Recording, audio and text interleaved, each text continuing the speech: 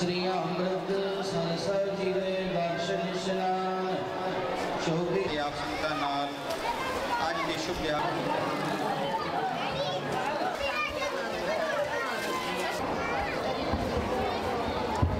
बैसाखी के मौके में पहली बार मैं पाकिस्तान आया हूँ।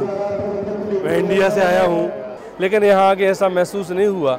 इतना अच्छा प्यार यहाँ की आवाम ने इतना अच्छा प्यार दिया, बहुत सहयोग किया, हम उसका बहुत धन्यवाद करते हैं। हमें ऐसा बिल्कुल महसूस नहीं हो रहा है कि हम पाकिस्तान में हैं कि हिंदुस्तान में हैं। लगभग एक सा ही मौसम, एक सा ही व्यवहार, बहुत अच्छा लगा यहाँ आकर।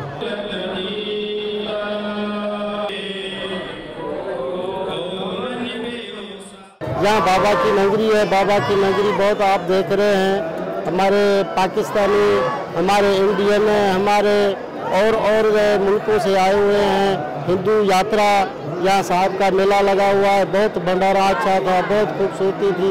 सबसे ज़्यादा खुशियाँ पाकिस्तानी लोगों को देखकर, पाकिस्तान की धरती पे आके पैर रखा, बहुत अच्छा लगा। पहले 2015 जाए सी तब अच्छा लगा, अब 2018 में आया, बहुत महसूस हुआ, अच्छा लगा और बार बार आने का मन करता है।